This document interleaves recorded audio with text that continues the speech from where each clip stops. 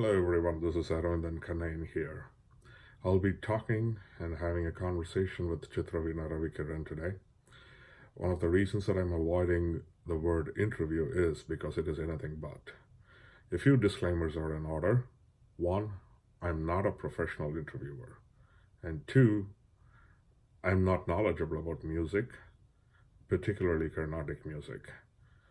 And I'm sure it'll disappoint many, probably anger some, that the interview is light or the conversation did not do service to Ravikiran from a certain perspective. But there's another perspective.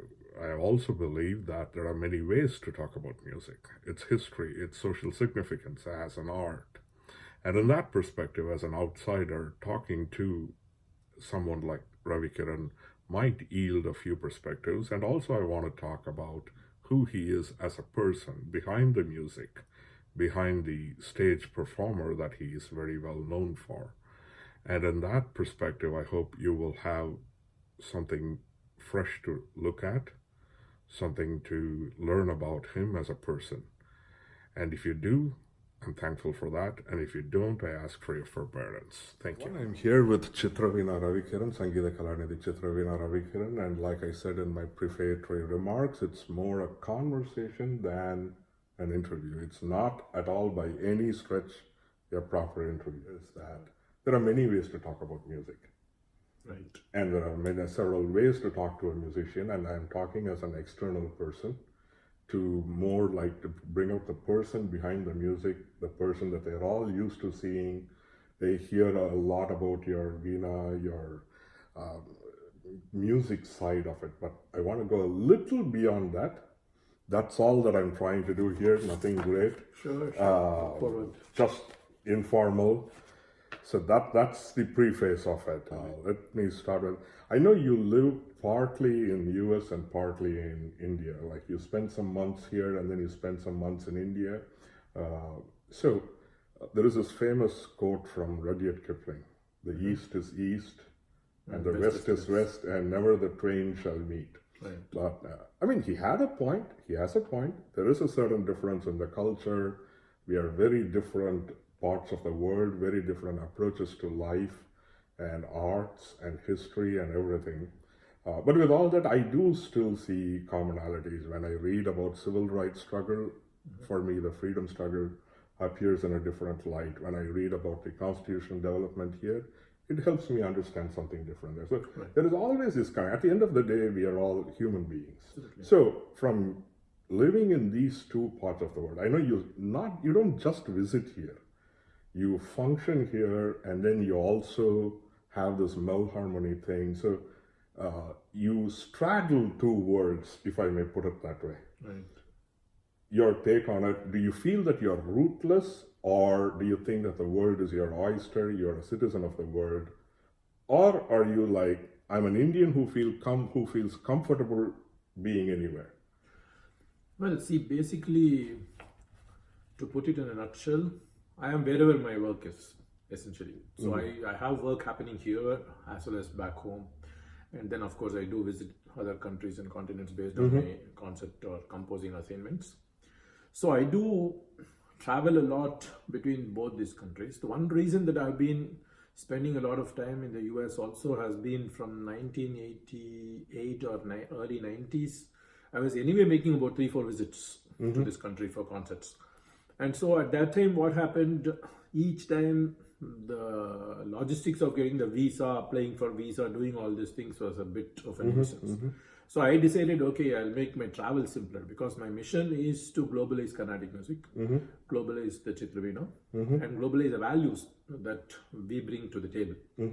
So for furthering those purposes, I thought a green card, or maybe even if I probably dabble with it, maybe a citizenship, everything could benefit in the context of my travel.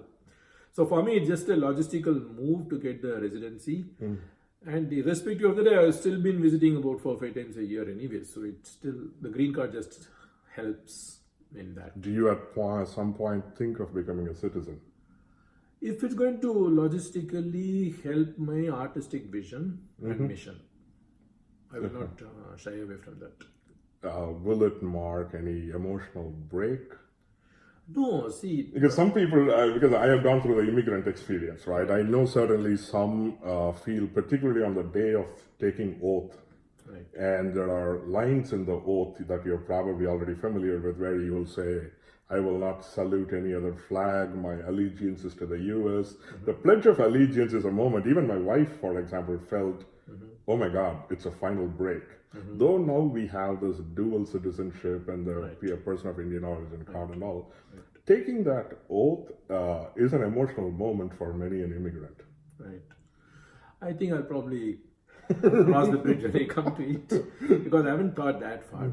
But see, ultimately today, I think in a more global village kind of setting and what you can probably call as global setting. So I think it's really a little less significant than what Absolutely. it might have been a few decades back. Absolutely. I mean, you could be a Westerner in Chennai today and an Indian in New Jersey today. Yes, very much.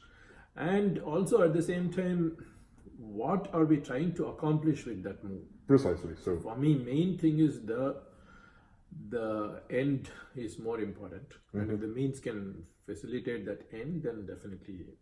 But this is still at the speculatory stage. so when you see these different cultures, apparently you are bringing something of the Indian culture here and the civilizational heritage that we both incidentally share. What has influenced you from here? What do you think? Because I see the way you approach some of the questions, right?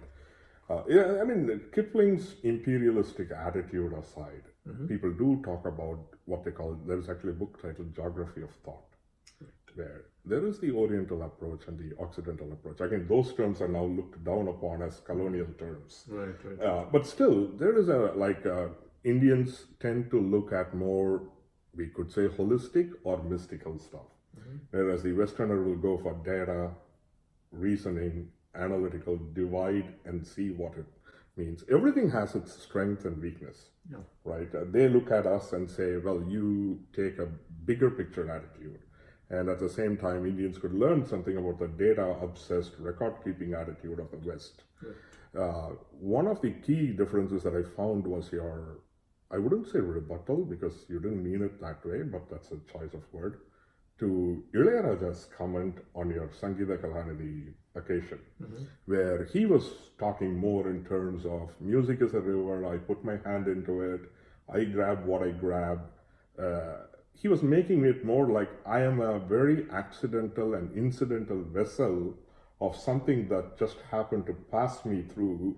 That was his thrust of the comment. I'm paraphrasing here. Yes, of course. And you had, as a mild pushback, very gently, and said, all that is true. Yes, music is a river. We grab a spoonful or a handful, but at the same time, when I, as a classical musician, I am selecting something, I'm arranging something, I am putting my conscious effort into it.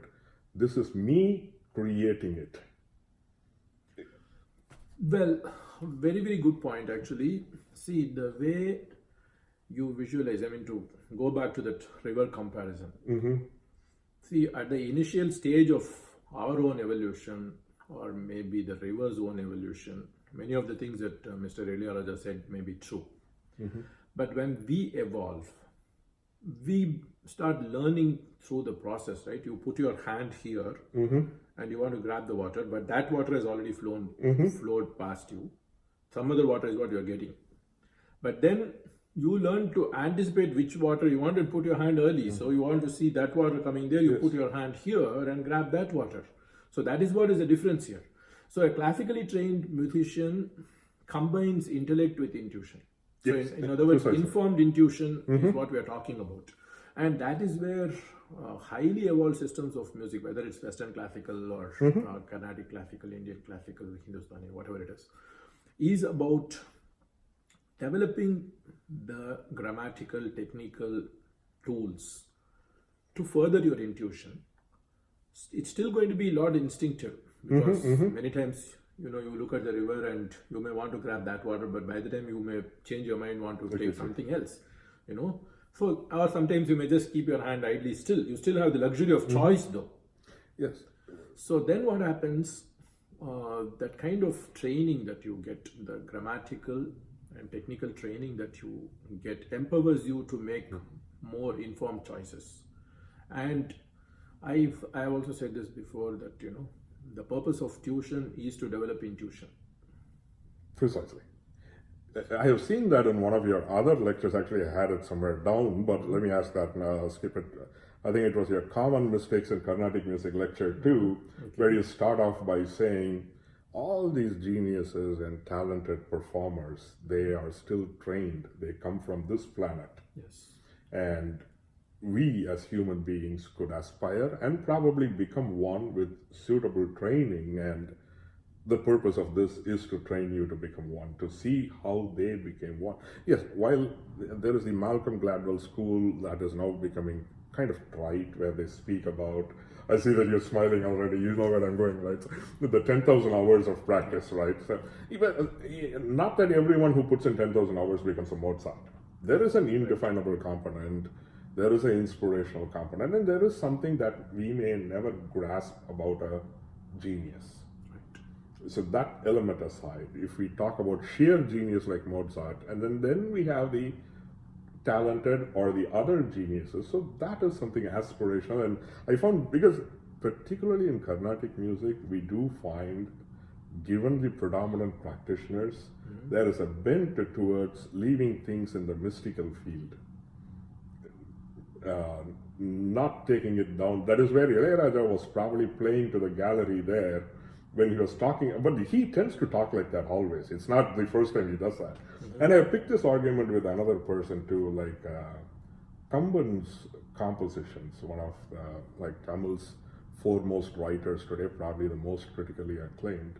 Jayamohan had an article which said, there are poems of Kamban which are less artistic in merit compared to his Ramayana. And he said, those are occasions when Kamban did not happen. Right. And in Tamil he put it like, Kamban nigarada idam. So then I asked him, if that is the case, then one could say the other side was accidental too. Then you, as a writer, he writes copiously. I said, somebody could say, you are just an accidental instrument, and you'll be the first one to push back and say, I trained myself. I willed myself into being. So that part, I think, comes probably from I have not seen this with people without a bit of the Western influence. Is that a fair statement? Yeah, I think so, to a certain extent, probably, because see, it's even before my Western influence, I think even the basic, passion to read a lot. Actually, I think even some of the similarities I've seen between the Western approach and some of those espoused by even Sanskrit literature or some of those other things, the precision and the kind of things. See, in fact, India actually came to the top, in my opinion, because it was very, very organized in a lot of ways in a few millennia back. I personally think that what we are now looking at as Western values were there at a particular time for a civilization to even grow to that level. Very possible. Because you have to be organized in certain ways. And if you look at some Ramayana, for instance, the kind of battle, or even Mahabharata, if you look at the battle, the kind of strategic thinking that goes into that warfare. So you see so much of science very much over there in that culture. So the scientific approach, in fact, Ilayaraja talks about it in one of his compositions. He actually indirectly says, even if you are saying simply Rama, at least understand what you are saying before you say that. So that kind of scientific approach, I think, is common to whole mankind. But somewhere down the line, we seem to lose it due to sentimentality, or to political reasons, or, as you say, playing to the gallery sometimes. But there is that difference between folk arts and fine arts. Absolutely. So the intuitive part, which is so beautiful, natural, is part of the folk tradition. And then that sort of gets codified, classified, and sort of concretized in the classical fine arts tradition. So I think the beauty of both should never be lost sight of by a good artist. Absolutely. That is why when another person was pushing back on the notion of why call something classical. That's actually a very good book. So I tend to cite the books not as names dropping or anything else. Of course. It's purely so that anyone who watches gets a context. No, it's fantastic that you actually... Julian Johnson's Who Needs Classical Music? Right. And it is a book that delves deep into the question of what makes something classical. Why do we call something classical? And then he talks about how classical music versus anything else takes something from the immediate, reworks it so that it can stand the test of time over centuries and still have some meaning. Right. In other words, classical is more evolutionary than certain other systems can just be revolutionary. So I think to address that point that you brought out about that, why we are actually harping upon geniuses also, is that many of the geniuses, if you say the natural geniuses can be like natural diamonds, and this 10,000 hours could be like artificial diamonds. Yeah. So, in one sense of the term. Yes. But at the same time, even the natural geniuses do work a lot. Oh, absolutely, absolutely. I have been to Mozart's museum in Leipzig. They have a collection of books read by his father and him. Right. Yes. Beethoven was extremely well read. He went to watch Shakespeare plays. Yeah. He knew Shakespeare very well. I mean, Shakespeare in plays very well. It's surprising how an Elizabethan poet found popularity in a German audience, and Bach communicates with the University of Leipzig a lot. From my side, right, I come from Tanjore, incidentally, if you didn't know that, or the audience didn't know that. I do come from Tanjore, and I've been to Thiruvayar recently also. When we go and visit some of those places, I'm almost ready to shed a tear. Right. We are comfortable speaking about Ilayaraja as he sat there, Rama gave him everything. Right. Not about the conscious effort or what he pulled in from. It is even today a sleepy town. A sleepy town. You go there, you would have no idea that these three people who redefined a culture all lived there. They were born in Tiruvarur, all of them, but they all would have visited the whole area there, and it's still the Tanjore district. Yes, yeah, we tend to replace history with myths. Most of them we are comfortable with that. That he sang this and cured somebody's headache. Those kind of things are more glorifiable for us. But I think it's really also the concept of restoration versus renovation and all this. Even there we are very, very far behind, because most of the times, even in the name of rebuilding and redoing all these things, they completely topple away the old glory of it and the old vintage feel of it, and they just end up doing something completely different. So the sensitivity towards restoration is something that we still have not caught on. And to address your other point, the intellectual qualities that go behind an inspired genius, I think even for somebody to be a genius, two main qualities I personally think. One is tremendous scholarship and command over the idiom. Second is inspiration. Sure. Okay. So one without the other is not going to make it. Certainly, inspiration without the work is never going to work. Going to work, and similarly, work without inspiration is also not going to be anything more than at least it will take you to some level. It can just be academic. Yes. See, it can be academic excellence, super level and all that, but it will still not be called an inspired genius actually. So so those things. And to talk about Kanban's point that you made, or about any other person, I've personally thought that even geniuses evolve over a period of time. Oh yeah, absolutely. Some of their initial writing may not be as inspired as or the latter years. All the latter year things. And for all that to happen, the magic happens only at some parts of your life. I usually say this even in terms of a concert. If it's a 3-hour concert, a concert cannot and should not also be uniformly brilliant. It should be built on solid values and solid aesthetics, and the brilliance should be about 10%. Gotcha. So now I give this example to my students about the sunlight and lightning. So sunlight is like million times more bright and greater than lightning in its capacity, right? But it doesn't make the same impact as a lightning in your mind. You see the lightning, you are immediately wearing your attention to that. But sunlight, you just take it for granted. So anybody who is going to be uniformly brilliant is not even part of this system, and he is not going to be accepted much. If you take a cricket example, Don Bradman was like somebody said, no, great men are remembered for their failures and mediocre for their successes. So actually, it is an interesting point because one of my good friends and another writer in Tamil, P.A. Krishnan, he and Jay Mohan were corresponding. I'm more at home with the literary world and the music world. So, and again, to be honest, my reading is 99% non-fiction and 1% is fiction. So I'm still not I wouldn't claim any authority there either. P.A. Krishnan had this point because they were corresponding about a book written by P.A. Krishnan, and Jay Mohan was saying, like, you could have had a few more brilliant moments, and his precise reply was, Jay Mohan, I didn't want the reader to be in a state of perpetual orgasm. Right. That was his reply. Right. Yeah, that's fair enough. And even if you want to, it's impossible.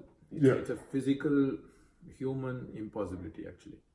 But at the same time, what needs to really anchor it is solidity and qualities and values, which can sort of hold it together no matter what's happening. But the brilliance has to be there too. So of course, I mean, otherwise it becomes a pedestrian work in totality. Yes. Right. And I mean, if you take a Shakespearean play, whether it is Caesar or any of his great tragedies, we always speak about the key peak points where the brilliance reaches an apogee. And then the rest is like it leads up to there and then it subsides and then leaves you with an overall feeling of brilliance. Fulfillment. Yes, absolutely true. That's where, there are certain sentences that you are able to remember more than others, right? Absolutely. Every sentence is going to be one of those... it's like packing it with punchlines. Punch dialogues, yeah. So, do you feel lonely? And this is lonely as in loneliness, and is it lonely at the top? Well, see, basically, in certain ways, I think everyone who wants to scale peaks has to go alone after some time. Okay. So if you want to go to base camp in Mount Everest, probably there'll be a few thousand people with you, right? But fewer people keep scaling the higher ones. So that has to be fairly a path of, I would call it more solitude. It's a choice. When you choose it, it's solitude. If it's thrust on you, it's loneliness, right? Absolutely. Wonderful part. There's a good poem. I don't know if I read it in my school time. Solitude of Alexander Selkirk. Oh, wow. And it talks a little bit, because I was thinking about this, I was watching some interviews to prepare myself.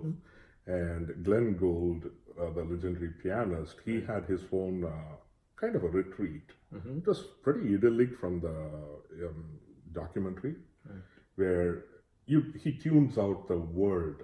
I mean, he has nature with him. He has birds chirping around him. There is a rivulet. He even goes boating there. But that is his space. And people he invites, he talks and stuff like that. That's why he reinvents himself. That's what I think everybody has to do. And I've been doing that by choice from even my teens. I used to actually take time away from my concerts. Okay. Go into that kind of recharge mode. Where, some of the best process of evolution really happens when you are by yourself. When you introspect. And for that, you need to be away from the people. noise. Yes, for some time. And what recharges you? Do you read? Do you... I'm sure you will practice a lot. I'm sure you will listen to some music. Beyond that, is there something that goes on? I read a lot. I write. When I'm alone, I used to write a lot too in my teens and 20s. I used to write whatever came to me. For example, it could be something as simple as what's the difference? What graduates from being just good to being great? These kind of questions that I used to speculate upon myself. So those kind of subjects I used to write a lot about in those times, just for my own edification. And then reading. I have always been passionate about reading. So, but most of it is, Music related. No. Actually, quite Okay. general fiction. Actually, most of the times. What was he? Anything that you can think Oh, of? I mean, all this usual trashy fiction is what I read most of the times. Okay. But I've read things like Valmiki Ramayana and Dickens, or all those Thomas Hardy, those kind of things. Also, I've read Sure. as a thing which, for example, Valmiki Ramayana. When I read, it was probably I was like in my mid-teens at most, but 7 parts, fully like 2,000 pages. So I was passionate about those kind of things, and I still read a lot. And even fiction reading really gives a lot of education. It gives me a lot of knowledge to be able to speak and relate to people when I lecture in any part Absolutely. of the world. One of my relatives, he actually studied in Russia. He is a big fiction fan. For him, fiction is the window to understand most things. Yeah. And of course, it depends upon the quality of the fiction and other stuff, right? It's always a window into human beings and their interactions and stuff. Yes. There is classic, of course, there is always different types of fiction, classical and then the regular stuff. So, Contemporary, yeah. of course, you have reached a certain niche area, and by now you're used to hearing people often refer to you as a legend, prodigy. All these terms are applied to you with great justification. Who keeps it real for you? Who tells you you're still Ravikiran, you're still Ravi? So who keeps it real for you? It could be somebody else. It could be your friend, your family, your wife. In my case, your own self, probably. number one is me. Okay. From childhood, I've always kept myself grounded consciously, and that's also because it's not anything like a moral lesson that I feel. I really think that in the context of what we have to do, what we have done is never going to be anywhere there. So it's like when you actually go off on a space journey, only you start seeing how insignificant everything is, right? Yeah, absolutely. And the more pale blue dot is what Carl Sagan said. He said, Right. we think so much of ourselves from outer space. Yes. It's a pale blue dot. Pale blue dot, and in that we are something even less significant. So that is one thing. My father has always been like that. He has kept me very grounded. Even today, he can flay my concept, dissect it and flay it to pieces. Oh, really? My sister does it, my wife does it. She's fantastic in her perception too. So there are certain people whose judgments that I trust. You value. So my father, my wife Lata, she herself is a good singer. My sister can also be very, good at critiquing things. Sure. My brother Shashi Kiran, fantastic at critiquing. And so these are, and then I've got some very, very good students who can again bring very objective points to the table, and their judgment I respect and trust. And so whenever I perform, I would rather have those kind of people come and tell me how it sounded outside, because you are in this arena where you think you are intending to deliver something, but whether it's reaching the people in the same way is going to be always Question. Hypothetical. And what I liked in that part is where you referred, because this is something, again, the Carnatic music world always talks about students as sishyas, and they talk about guru. So, this guru sishya parampara and all the Sanskritized words. And it so happened, like when I was sharing one of those, the recent your Facebook post about your student Magiran, right? And I was trying to write it, and I have always consistently fought this thing about having a secularized language, a modernized language, because yes, Sishya has a very good connotation. I'm not against it. I understand the honorific connotation and all that, but often it becomes a mask for something else. And I always felt, why not just say student? There is a certain irreverence to it, and you do treat the other person as a human being. And you give the other person a certain space of, well, you can push me back. You are not here just